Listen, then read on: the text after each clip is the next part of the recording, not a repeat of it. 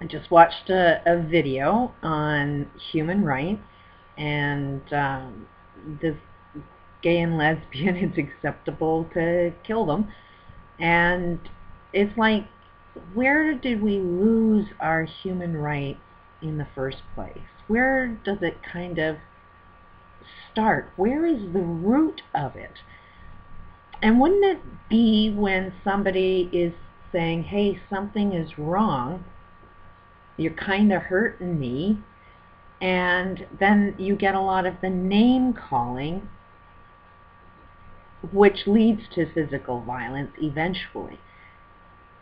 For the most part, what I see, to be gay or lesbian, let's face it, half of them just want to just die. Nobody's beating the crap out of them. There's just a lot of text and language and conversation that's so painful to hear, because it makes you feel as a person that you have no value, no worth. Um, you don't have to worry about somebody beating the crap out of you when words can make you just want to end your life. Where do human rights actually start?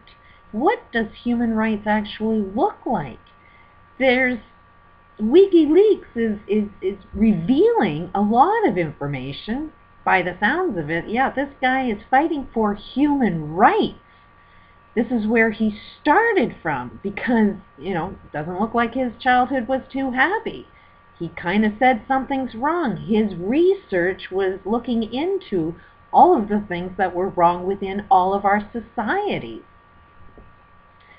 And now I'm starting to see that there's a lot of trash, a lot of propaganda about the WikiLeaks machine that's releasing truth, which is no more than like gays and lesbians saying, what you're doing is a little hurtful to me, please stop.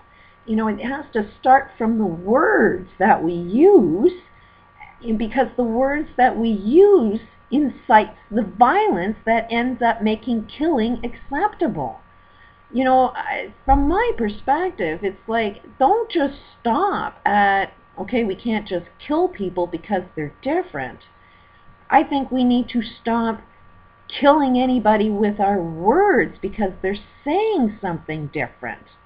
You have to face reality that everything in our world is completely wrong. Our education systems are designed by the corporate structure. The corporate structure is designed to pollute your whole friggin' planet, so it causes so many friggin' illnesses, which goes into the medical systems that teach doctors to say, don't save people's lives, they have no value, give them a pill so they die slowly of something they won't know is caused by what is causing in the first place. You can't even sue these companies. They will drag it out until you're dead. And government systems, look at BP Oil. They're covering up the media. They're covering up everything that's going on, so we can't even tell what's going on. So we're going to be in this phase of chaos because every piece of us has a different story to tell of what is wrong.